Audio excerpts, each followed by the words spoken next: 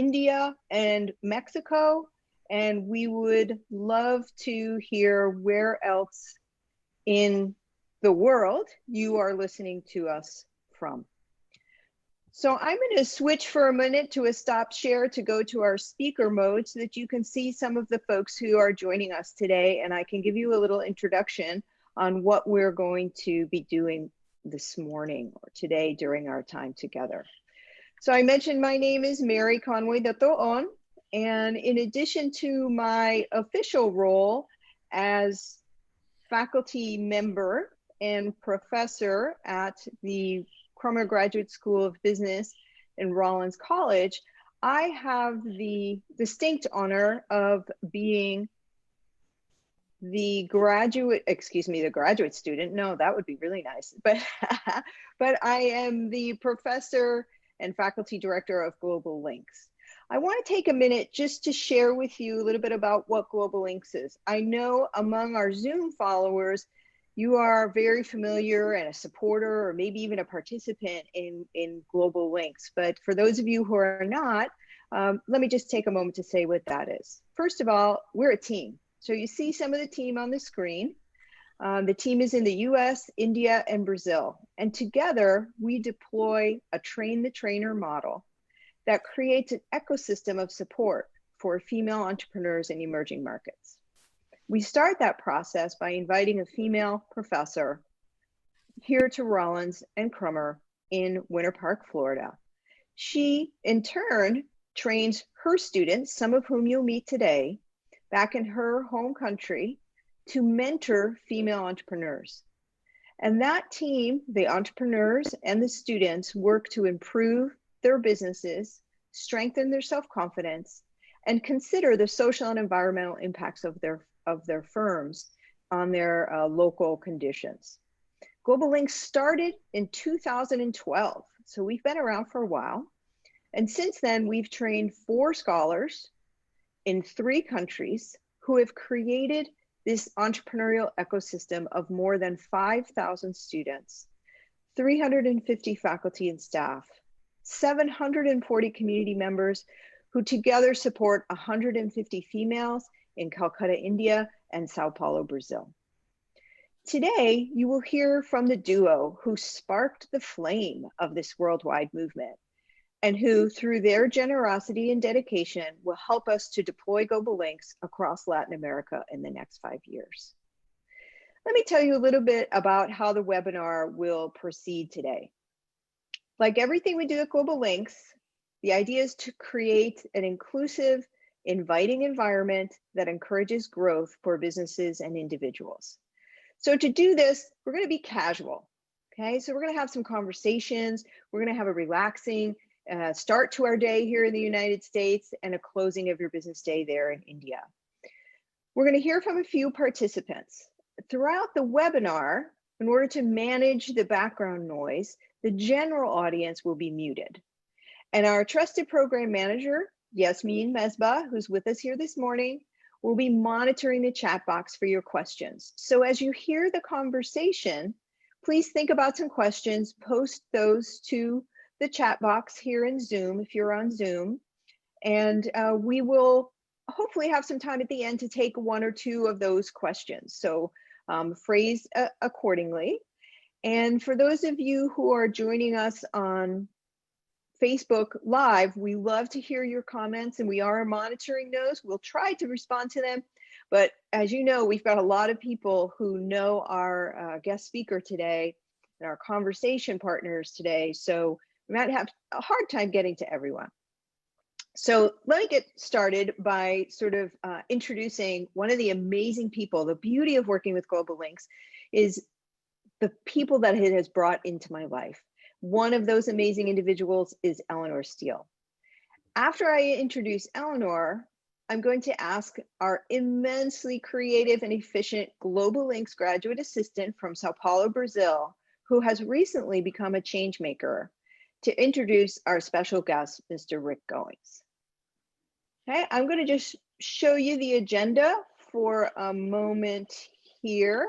I say with my incredible technical prowess that I have, showing you the agenda just to see how it goes through. So I'm going to introduce Eleanor Steele, as I mentioned, and then Luis Fantini, this amazing graduate assistant, now change maker from Sao Paulo, is going to introduce Rick. Then you'll see a conversation take place, so you hear a conversation take place between Rick and Eleanor around the topic of leadership and entrepreneurial mindsets. Then we're going to hear from two other Global Links change makers from India. And then we'll open for some questions, and we'll close with a thank you, tease you a bit to join us again in our next webinar, which will happen about a month from now. So without further ado, let me go back here to a stop share so we can, all right, hold on, we can go back here. This is why they put young people, younger than me at least, in charge of technology, because they're much better at it. But I'm doing my best, so let's keep going on. So I want to introduce for you Eleanor Steele. I met Eleanor through Global Links, and she's become a really true friend. So I could spend a lot of time introducing, but I'm just going to read a small brief. Eleanor, I'm so happy to see you today. In her official role, she's a special advisor to the Rick and Susan Goings Foundation and the World Federation of Youth Clubs. Previously, as vice president and officer at Tupperware Brands, she led the global communications and women's initiatives. In 2011, which you'll hear a little bit about today, Eleanor joined Rick Goings on a special assignment from the US government in Baghdad to assist Iraqi businesswomen create sustainable business opportunities. With this goal in mind, right, creating sustainable business opportunities for women, they developed Global Links, and they came to us at Crummer and at Rollins to think about how we can leverage that. Eleanor is regarded as a thought leader on the global advancement of women and has received numerous awards recognizing her 20+ years of service. And a special note that we love to claim, that she received her MBA in 2001 from the Crummer Graduate School of Business here at Rollins College. Luis, what can you tell us about Rick Goings? Well, thank you, Dr. Conway. I would like now to introduce a person that I had the privilege to meet in person last year during the week of the Global Leadership Forum in Charlottesville, Virginia, in which I was selected to be part of as a young leader. On this day, young leaders from all over the world and I had the pleasure of spending one afternoon with Rick Goings, and we were able to learn a lot from history and his trajectory, not only as a leader, but also as an entrepreneur. From then on, I have him in high esteem and as one of my examples of a great person, a great professional, and a leader. So Rick Goings is the chairman and co-founder of the World Federation of Youth Clubs, Knight of the French Legion of Honor, chairman emeritus of Tupperware Brands, humanitarian and philanthropist.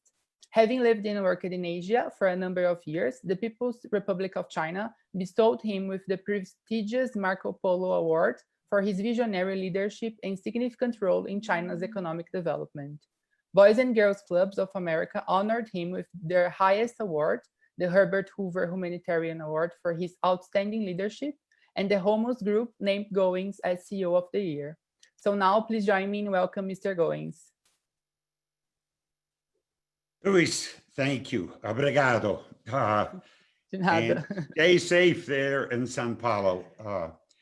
What we're going to do, everybody, it's wonderful to be here, but rather than give you, just my points of view on it, I really wanted this to be more conversational. That's what we'll usually do at graduate business schools. And I think it's much better when we're doing it over the web. So I'm going to ask who's been a collaborator with me for many years, Eleanor Steele, to help and as we do that.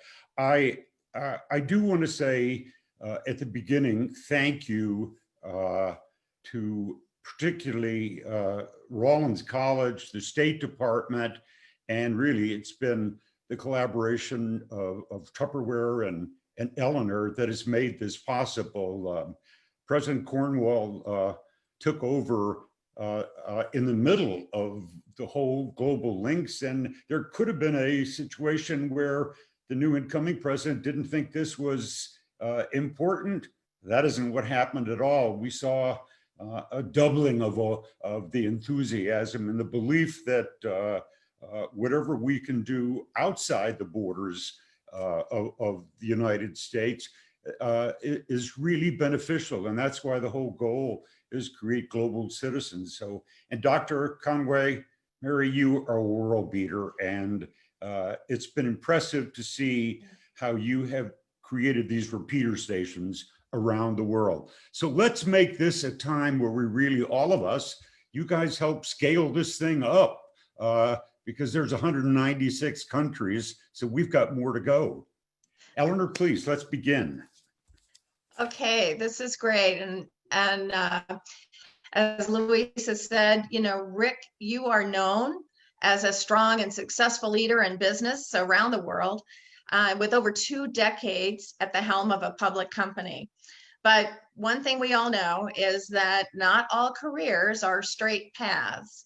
I know mine absolutely was not straight in any way, shape, or form. But I'd love to know if you agree with that statement. Very much so. I mean, you know, most of my spiritual beliefs, the more educated I became, the more I studied, and the more I was exposed and lived around the world, was more Eastern and more a belief that the journey in life ought to be about creating the best version of yourself. And I've got to tell you, I never thought I would become a CEO. And I truly do, looking back now, that it seems like it's a tapestry, and that each one of these threads, and that's why you young students there, what I really think is going to be important to take away is that the experiences you are going through, you may not think they're important, but it all comes together, and at a point in time, you'll find ways to use it. I very much think life is a series of adventures, experiences, wins and losses. And I've got to say this, that I've said this at commencements. It's not the wins that are the big things. Often our greatest learning lesson are what I would call our failures, our flops, and our face plants, because we register and we learn from those things, and then we apply those later. The good news is most of us don't do those things over again. That's great. So really from all of your experiences, they really come together almost like a tapestry, where you take all those experiences and then stitch them all together. Maybe you could drill down on this a little bit for us, talking about how you use all those experiences and something that you call the power of observation. Maybe tell us more about that. I think it would be helpful for those on the call. Well, thanks, Eleanor. Here's where I think you really put together these experiences, and what I tried to have is, what were my so whats or my takeaways from that experience? I've got to go back and look at it. I didn't think about it back then, but 10 years old, starting as a delivering newspapers, they had to be there by 7 o'clock in the morning. Big lesson to me from that was I learned responsibility and dependability, because people, they wanted their newspaper to start their day. And so it ingrained this in me. I went on, gosh, every one of these things. And I want you to be thinking about your experiences. You may be 20, 21, 22. You've already had a lot of experiences, but look back and find out what were takeaways from it. I was a caddy. I never had become a great golfer, but I was a caddy. It was at a private golf club. And let me make it clear, my family was lower middle class, second generation immigrants. Nobody had ever been to college. And this private country club, it was rich people. What did I get from that? Not only the income, it was my first time ever around people from that social and economic level. And I watched, and this is where, make a side note, the power of observation. And it led me to believe, truly, the ones I like, the ones that seem to be the most magnetic to others, a lifelong belief that the higher you go in any organization worthwhile, the nicer the people ought to become. caddying was really, really important to me. Then I went on, I got a job when I was 16 at a clothing store. And that was fun too, because I got to wear a coat and tie every day. But I got something from that as well. Again, dealing with people that were from different social and economic levels, I was greatly influenced by that. I love the fact that you were a golf caddy before you were a golf player, if I can say it that way. Yeah. And what you took away from that even in some of those more menial or mundane situations and experiences in life, you learned something from it. You really took something that you've carried with you throughout your, life and career. I've seen it, firsthand myself. And the fact that you worked in a men's clothing store, would I be correct in assuming that maybe the lesson here was about the importance of, your appearance and taking care of the way you look? Well, but the element even under that is, and you all are going to have to interview at some point in time. And trust me, the most important interviews aren't done online. They're face to face. And the lesson I learned was you don't get a second chance really to make a good first impression. And how you carry yourself really speaks, and how you look. People do, by very nature, jump to conclusions based on initially audible and visuals. Interesting, over the years of running a public company, you have stockholders. I added it up. I did 1,100 Wall Street meetings, and most all of those were meeting people for the first time. And they decide after that, this is the CEO, or we can invest in this company. But it's the same as you go through life. So that impression is important. Importantly, after that, my family didn't have the money for me to go to school. My father got sick, terminally ill, died shortly thereafter. So I joined the Navy. One of the most important decisions for me, and it's the first time I ever had leadership responsibility. I was made a platoon leader in boot camp, and then I was assigned after that to a anti-submarine destroyer, and I was made a navigator. That's what that meant I spent my time on the bridge of the ship with a captain, executive officer. Big takeaway for me in the Navy. I would see certain people go into the Navy and they'd do their 20 years. They wouldn't really move forward very much. I used to kid about it back then. Hash marks, you'd get for every 4 years a hash mark.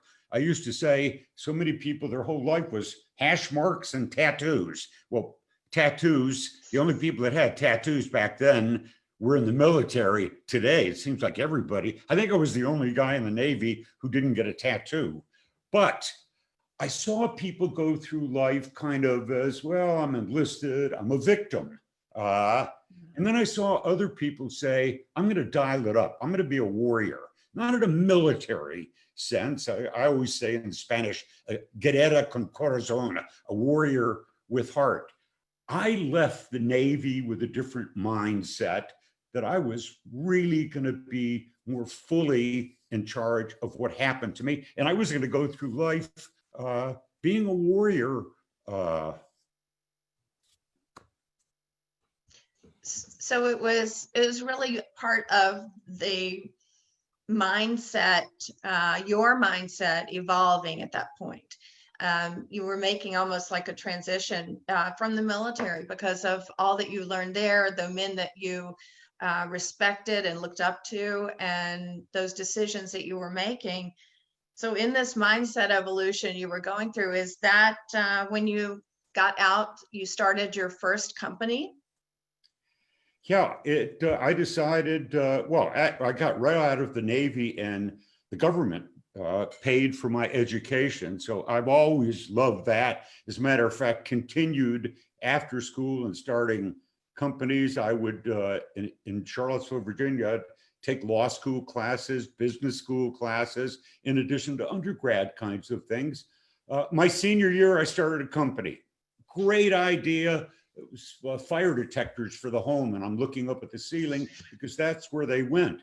But then I'll tell you, I thought I was such a star in my 20s, but boy, did it get handed to me after about 10 years. Federal government legislated what we were selling for $50. Now we're selling for $10, and you could get a $5 rebate. So that's when I learned about pivoting. What am I going to do? And I also learned then about save your money. Just because you learn to make a lot of money doesn't mean you ought to have that lifestyle. So in my 30s, started another company. It was challenging the whole time. We were in the weight loss business, and that's when I learned weight loss is a first quarter business. Most fitness centers and equipment for that are by May of every year, they're done because most people make their New Year's resolutions. So people have asked me, well, wait a minute, in your 30s, you joined Avon. Why did you join? Why'd you go to New York and join Avon? Let's see. Now I remember I needed a job. And boy, was that an important time. So from Avon, then, Avon at that time, when you were there in New York, I know you had some adjustments that you felt like you needed to make. It was your first step into a corporate world. It was a real beauty giant there based in New York City. When you left Avon following that, you went on to lead Tupperware for 25 years, which is incredible. I think that the average life of a CEO today is, way below that in the single digits. So 25 years of at the helm of Tupperware Brands is an incredible accomplishment. But between those two really big stage experiences that you had at Tupperware and at Avon, and then also the many that led up to that, especially the military, which would you say has been the most pivotal in your life and career? I really, Eleanor, need to think about it this way. Firstly, the cumulative of each of these experiences, each had takeaways that kind of then in the end defines who you are. And you bring those experiences, the successes, the losses, you bring those to the next one if you pay attention to it. That's why I am a great believer in journals. And I always have a moleskin with me and writing down things. But most pivotal to me was there are two. Firstly, when I joined Avon, it looked like a loss for me, but it wasn't a loss. I went to New York. They had, the reason I moved so quickly with me at Avon, people were so functionally focused at Avon, sales, marketing, IT, whatever. I was a general manager at 24. So by the time I went to Avon, they said, this is like a mutant. We'd like to play him. They were dying for general managers. And by the way, that has helped me my whole career now, because when we see talent, regardless of what your major was, when we believe somebody has general management skills, even in their late 20s, we move them into a general management track. Avon was important to me too, because within a year, I was sent to Europe. Back then, I was made Geschäftsführer and General Director, Avon, Germany, Austria. I could only say Guten Tag at that time. So I had a steep learning curve. It was an incredible experience for me. We turned that business around. I've developed lifelong friendships there. I mean, I have a reunion there every couple of years with my former management team.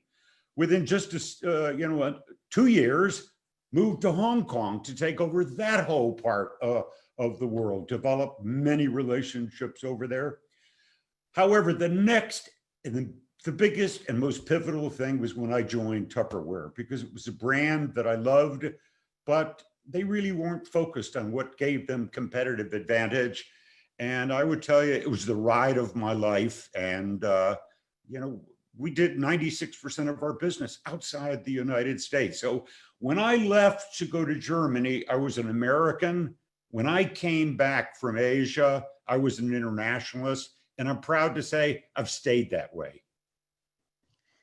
So, I love watching how you're stitching these experiences together, Rick, in your life, and drawing this picture, a finished picture of tapestry for us, how you took all of those experiences in your career and in your life to put them into a career, corporate career structure, as many of these students who are on with us today, perhaps will do in their life and career as well.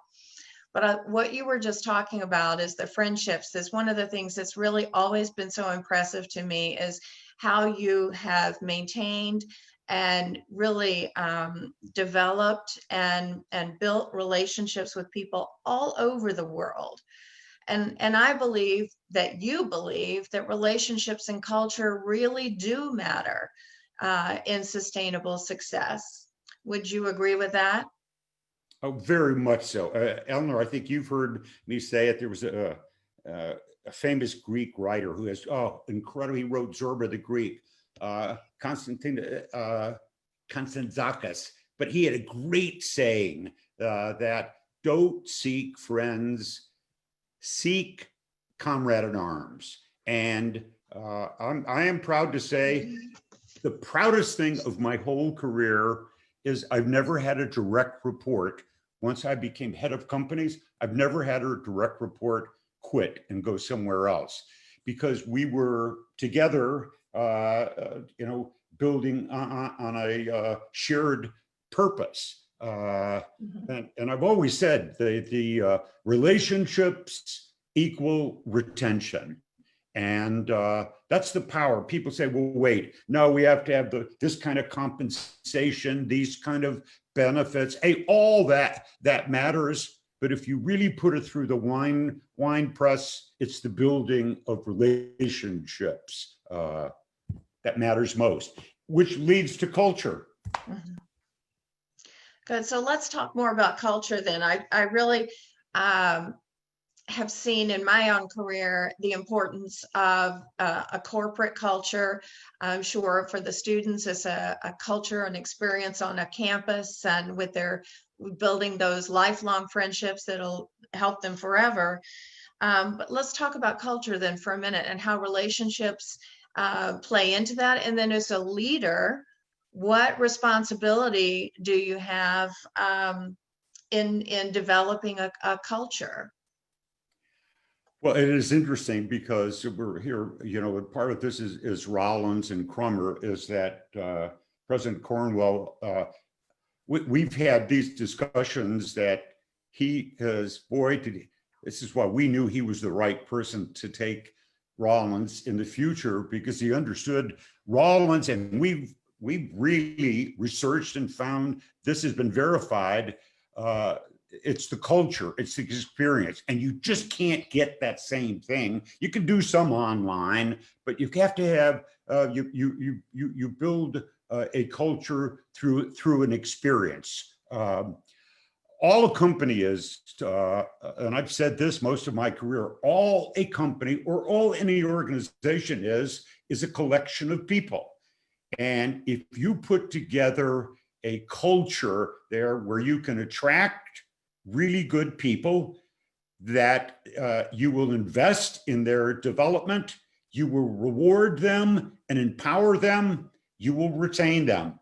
And then for whatever the company was or organization in the beginning, and there's change in the world, outside and inside forces, they will morph to be relevant in the future. It's interesting, he's 86 years old, but we use him. I'm on the board of the Peter Drucker Institute, and Drucker really created, he's been dead almost 10 years, but he created this whole subject of management. But one of the people that wrote about it most was Charles Handy. And Charles is now 86. He's an Irishman and he's worth reading. But he said the companies that survive the longest And I would say, you could say organizations are the ones that work what they can uniquely give the world, not just growth or money, but their excellence, their respect for others, or their ability even just to make people feel good about themselves. Some call all of those things soul. I think culture is critical, and it's the tone at the top, but it's the number one job of a leader is to create a culture. That's wonderful. I know we've tried to pack a lot in to this opening part, Rick, so that hopefully it's stimulating some questions from our participants today. And we can recap, I'm hoping after this, and continue for some back and forth between some of those participants. And when you have questions, you can stay connected to Rick Goings through his social media platforms. But taking all that you've said for us and taught us and stitched together for us today, on that note, what I'd like to do is mention a note that I've seen taped to a lamp in your office, right there by your desk before. It's very meaningful, and I wonder if you would be so kind as to read that note for us in closing. Yeah, it's still there. I had it at all my offices. It says, Rick, the key to your success has always been to create an operating environment that was conducive to supporting personal growth of the people you were honored to work with. I've always believed that. If I can create that, doesn't mean I'm not demanding on it, but also the other side of that is rewarding with regard. It's why people come and they stay and we make a difference together. So you work, hey, I'm still work in progress myself. So I'm getting better at it. That's great. I think now, Mary, we're going to turn it over to you. I believe there's some questions waiting and some very special people, friends, and change makers that have some questions that they're planning to pose for Rick now. Excellent. Thank you so much, Eleanor and Rick. I just want to pause for a moment and let the students prepare themselves and just say, I know I myself have taken a few notes here, and I have the privilege of interacting with you, Eleanor, and you, Rick, quite frequently. And yet I think if we listen, or to mention your first idea, if we pay attention, we always are learning, and that lifelong learning is really important. And I'd actually like to reach out to one of our global exchange makers from India, Sanchari, who is on the line with us. And Sanchari also, like Luis, had the pleasure to meet Rick with one of our partner organizations, the Presidential Precinct, during the Global Leadership Forum. And I think Sanchari has a question for you that we're going to let her just ask directly. Sanchari? Yes. Hello, am I audible? Yes. Hi, Sanchari. Good morning, sir. I really hope you're doing well. And I would like to ask you a question, especially for this times that we are facing right now. And I have learned from you that a leader directs and develops people. In your experience as a leader and as an entrepreneur, have you ever encountered a crisis like COVID? If so, how did you combine these experiences to mitigate its effect? Well, first, it is really great to see you again. It was wonderful to have you here in this next room at the farm this last year. So it's a wonderful question. And I think the answer for all of us is that none of us have ever seen anything like this. And the differentiation is we've never seen anything with such a global effect. And we're going to have to deal with it. And what is interesting now is we're seeing different leadership styles emerge from this. But going back over my career, never anything across the world, but lots of things that affected certain areas of the world. Oh, the tsunami, I remember what we had to go, because we have 200,000 people in Indonesia, and when that hit Bandarabas, boom, what do you do? We saw what happened with 9/11, the Balkans War. All of a sudden, there's bombs dropping all around in there. I can take it through the Middle East, the different kinds of things that we have seen happen around the world. Nuclear meltdown in Japan. I've got to say, when I put all this stuff through the wine press, there's some similarities and learning lessons. Number one, it's always about the people again. Anything is a collection of people. If you're in a leadership mode there, the first regard ought to be for the people. What do you do? It's your responsibility. And near term is for them to survive. Secondly, we always are looking for what can we do? It's interesting. I don't have it on my desk because I'm doing this. I have it on my desk because it lives there. I have this little add value. And I write it, by the way, if you saw my daily buck card, it says on the top of it, it says AV, add value. You go in and I remember when it was the tsunami, what people didn't have is Maslow's hierarchy of needs, food, clothing, and shelter. We made storage products that was mostly sold in that area. So we got them product. We had distribution for them. We got them water. And I'll tell you, people never forget that you were there then. And so let's see what happens now with this. My greatest concern is actually, and we're seeing it play out in my home state of Florida, not enough people under 40 years old are taking this seriously. And that's why most of the new positive infections have happened for people over 40 years old. We've got to take this seriously. But a great question, and thank you. Thank you, Sanchari. I love the emphasis, Rick, that you always have on people and the combination of the skills of an entrepreneur and the focus on the people. I think it's really wonderful. I know we have one other change maker who wants to ask you a question, and this is actually the first change maker that we brought to meet you, right? So you might remember. I would say she was quite younger then. She was our youngest change maker and the youngest person at the presidential precinct that year. Shradipta, I think you have a question you'd like to ask Mr. Goins? Yes, yeah. Good morning, sir. It's a wonderful experience. It's wonderful to interact with all of you today. So I had one question for you. Many of us on the webinar want to be leaders and entrepreneurs, and maybe some of us already are. So what would be your advice to young leaders passionate about creating a positive impact on the world? Firstly, you're now you're not the youngest one anymore, but you look great and your energy is just like it was when you were here. So it's wonderful. Thank you for your question.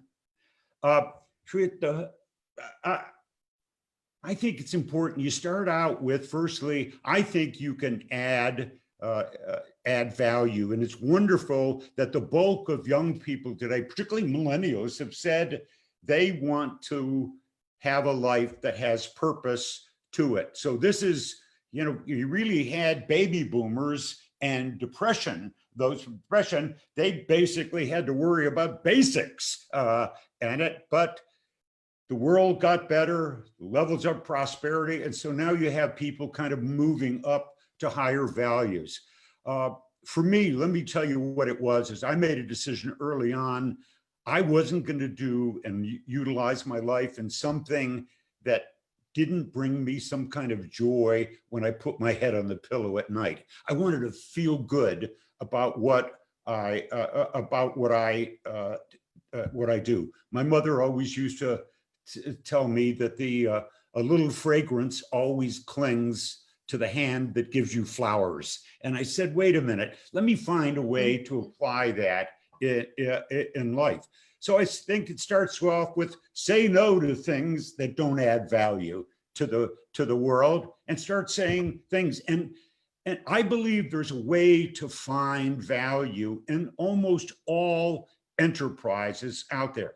I remember having a discussion with one of my daughters. She wanted to get involved in youth service, and that's what she did. And she was getting her MBA, and her professor said, yeah, but you can't make any money out of that. And well, there's more than that. She's had a wonderful and is having a wonderful life and is adding value to it. So I think it starts out with finding purpose. And then you create your own way of finding how you can add value to it. A lot of what we've been talking about has been people, and whatever you can control or influence, start with adding value there and adding purpose. You say, well, I only have a couple people that work with me. Great, collaborate, work together, create a landscape so they can move from the person they are today to the person they could become a mentor, become a coach. You don't always have to do these things on a grand scale. They start granularly. It's interesting. I was at a meeting with Fred Smith maybe 20 years ago. Fred started Federal Express. And by the way, when he was in business school and he wrote the term paper, his idea for Federal Express, he got a C on it. Professor didn't think it would work. Obviously it worked. Fred told me something that day that stuck with me. He said, if you really want to look smart, Rick, find a good parade and get in front of it. And that's goes to the same thing. Gosh, you come up with a good idea, you come up with something that really adds value, it'll make you look better than you are. And that's what's interesting. I would look back over my career. I've never thought I was the smartest guy in the room, but I did have the ability to attract smart people, and together we would collaborate. And I want to make that very, very clear. You don't need to be the smartest one in the room, but the power of a group of people behind a purpose, you can't stop it. Wow, that's powerful thinking. Shradipta, Sanchari, thanks so much for your questions.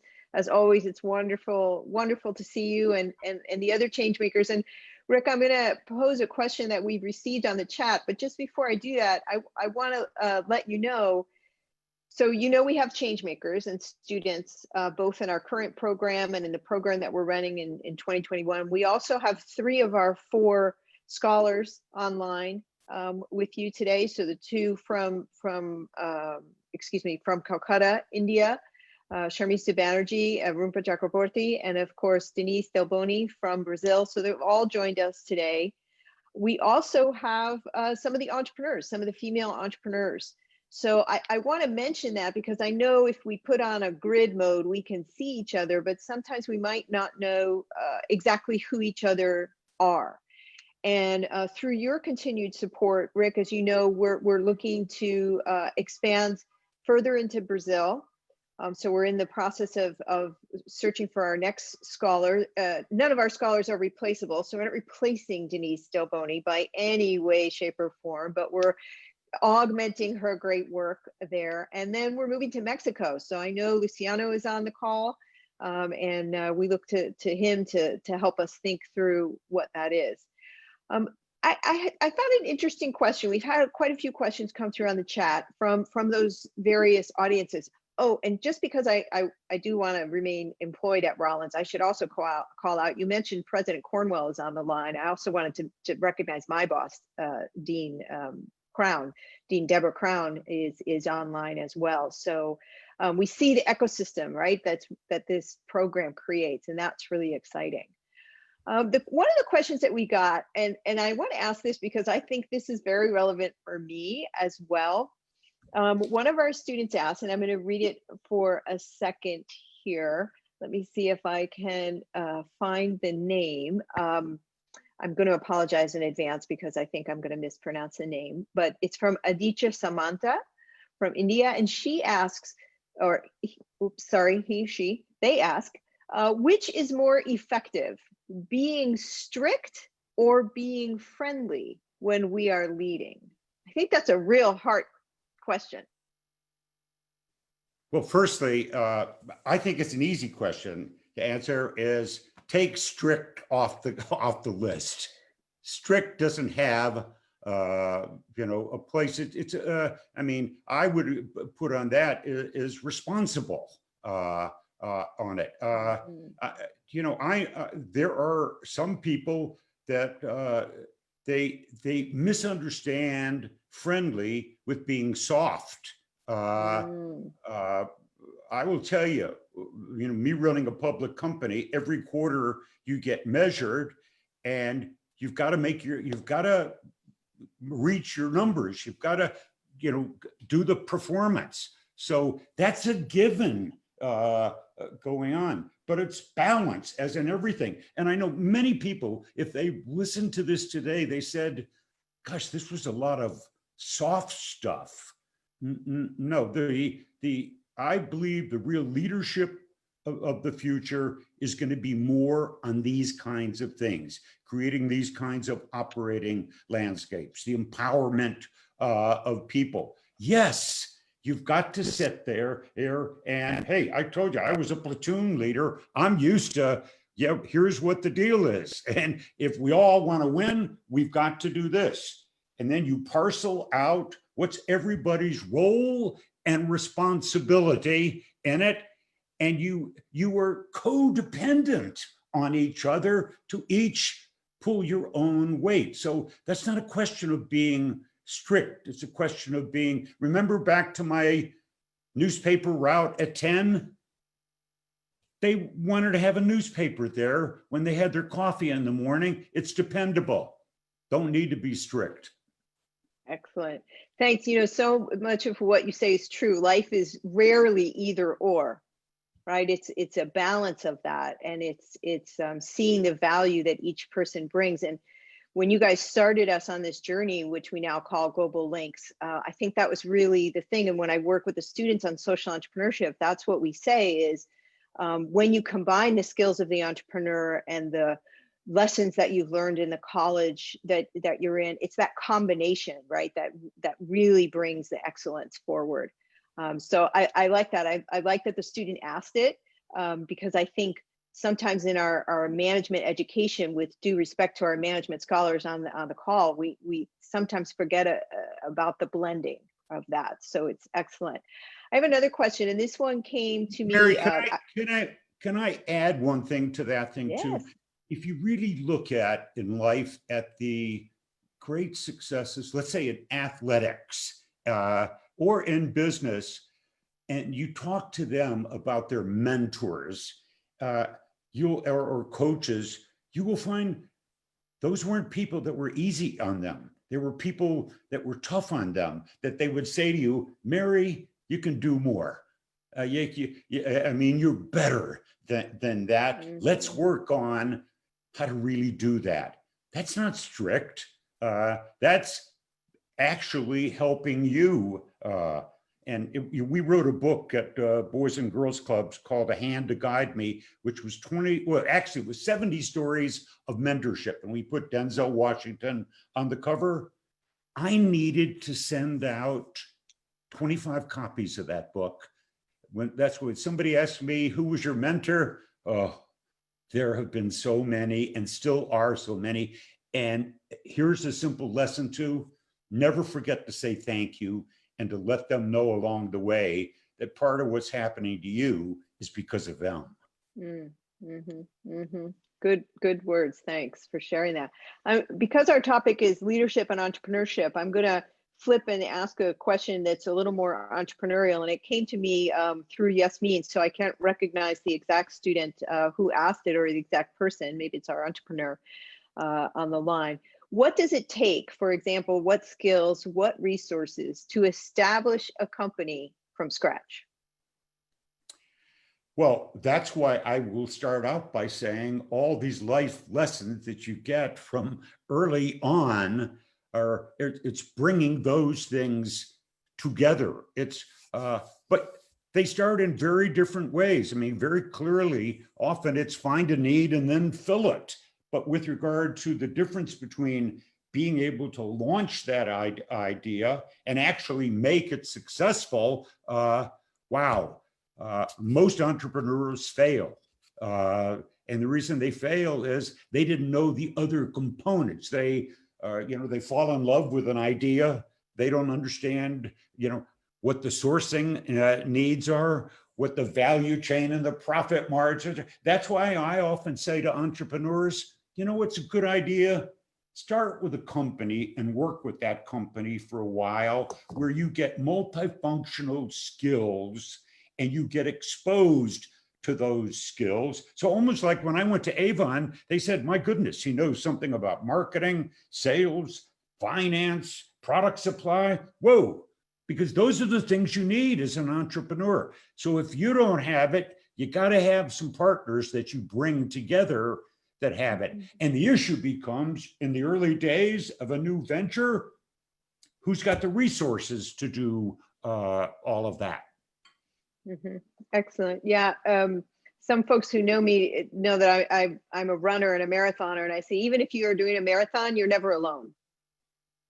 Right? Even the sports that seem like an individual endeavor are a team sport, right? We have a network. So know who your team is, thank your team. That's really awesome.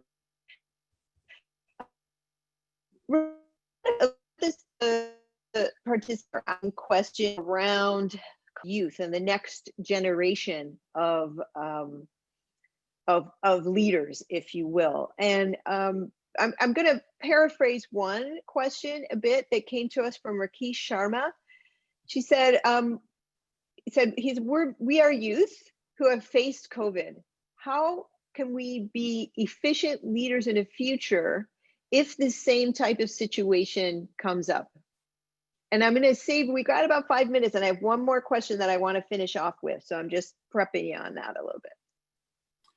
Well, and again, a fabulous question, and it's the answer is emerging now. It's revealing itself now. I think what we need to pay attention to is how our leaders around the world are dealing with it, and learn from that. Put that in your quiver.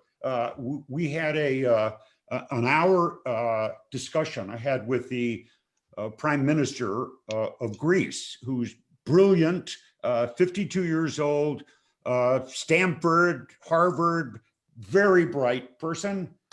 Greece, you know how many in the medical community have died, nurses, doctors, of this? Zero. And next, do you know how many people as of 2 weeks ago from nursing homes died of COVID-19? Zero. And as of 2 weeks ago, it was less than 200 total casualties. And when you start to look at it, we were asking him, what did you guys do different? Greeks are used to, we're going to do it our way. I mean, they have no problem protesting. And they saw this was serious. And what they have is, firstly, their form of government. They didn't have to work through cities and states. Once the government made a decision, it's a lockdown. It was a lockdown everywhere. It wasn't, well, in this state, you can open your beaches and here, because you see the variety of reactions across the United States, India, Brazil. You found leaders who didn't take this seriously. Talk to the families of those who lost loved ones in this. They locked it down. They built the resources necessary to treat those who had it, and they were very strict about enforcement. And you know, that's a very loose culture in Greece. So I think the question is to right now pay a lot of attention to what you see going on and try to, again, keep distilling it down to, what are my takeaways from this? And that's why I'm always taking notes and saying, here's what I learned from this. Here's what I learned from that. You can apply that not only to whatever you do in the future, if it's a business, but to help making the world a better place. Mary, I've got to say though too, because shame on me for not mentioning the scholars. The really engine of this. I call each, and I know each one of our scholars since the beginning. I call them, to Eleanor, I call them FONs. And you'd say, well, what is a FON? A force of nature. They are forces of nature. They went back as the first ones, and look what's happened as a result. And that's a great lesson to each one of us too, about things you want to do. Be a force of nature when you go out there. And yes, all of the hard things and courses that you want to take and the technical skills, they are all important, but leadership more is about these things, which seem soft, but they're not. Very, very true. And the idea of not hesitating, listening, learning, and moving, right? Working with our scholars, there's always barriers. There are always barriers. Some barriers are bigger, some hurdles are higher, but it's sort of moving that forward. Rick, give me some guidance here, because I have a question that I'd like to ask you, but we only have 1 minute left. What do I do? Do I wrap up, or do I throw this question out to you? Do whatever you want. You're empowered. Well, of course, I want to throw this question out. Thank you so much for doing that. Because I think it ties back to the beginning, and it gives us a thought to close with. One of the students, again, this came to me through Yasmin, so I don't know the student, but he said that the person asked, how does having a spiritual practice or an outlook add value to being both an entrepreneur and a leader? Oh, well, I've done transcendental meditation since I was 28 years old. So by the way, I meditated. You'll notice my camera was off and everything. I meditated before, and I'll do it at 4 o'clock or sometime around there today. What we really talk about that is total consciousness. And it's a wonderful way. A friend of mine who teaches transcendental meditation, the surface of the ocean is bouncy in a boat, etc. That's the conscious mind. You go down, I'm a scuba diver. You go down 200 feet, it's always calm. There's always a place like that in your mind. And when you practice something like mindfulness and meditation, it makes you a better leader, because you're going from a point of calmness, not stress. I think it's made me more aware. And my beautiful wife, Susan, isn't she? Actually, I still call her pretty. That's the first thing I ever said to her when I met her. I said, gosh, you're pretty. But she said, I can't imagine you without doing transcendental meditation. I can't imagine me either. Excellent. Thank you. As I switch over to sort of say thank you to everyone for attending, and to talking about our next webinar, because you have kicked us off again with a brilliant idea around the webinars, keeping our change makers, our entrepreneurs, our scholars engaged. And this is just one of a series that we're going to carry through. But I see President Cornwell has come on. I'm going to totally put you on the spot, President Cornwell. Grant, do you have anything that you want to say as I transition over to the next slide? I do, Mary. Thank you. And what I want to say is, Rick, I've been furiously taking notes this whole hour. I mean, everybody on this call, I just want to tell you the catalog of wisdom that you have just been party to. That this is a man who has led and is sharing his insights with you, and it's of tremendous value. And you shared them with me too, Rick. So thank you very much. So with that, I appreciate this whole project very much. It's a wonderful vision, a wonderful idea, and I'm happy to be part of it. So thanks, Mary. Thank you. I'm going to just quickly share my screen again and see if I can do it right this time. Are you all seeing our next? I'm just going to make it really big here. Are you seeing the next? Somebody give me a thumbs up here. Our next, okay, so our next webinar, thank you, Juliana. Our next webinar is July 21st.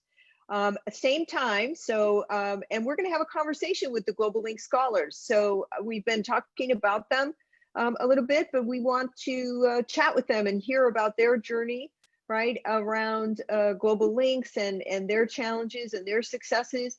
And also here on the slide, you can see if you want to have a conversation, Rick invited you, right? And Eleanor mentioned it at the beginning. If you want to continue a conversation with Rick, here's some information for him and his Facebook, his Twitter, his LinkedIn. And of course, we hope that especially our folks on Facebook who might not follow us as much, right, is to follow us at the Global Links as well. So our students, our wonderful graduate assistants, Juliana is here as one here in the US, and our other Selena is in class today. So she promised me she would not be on Facebook, she would be in class. So just checking on that a little bit, Ms. Selena. Selena Danvers has done a great job in getting our social media together.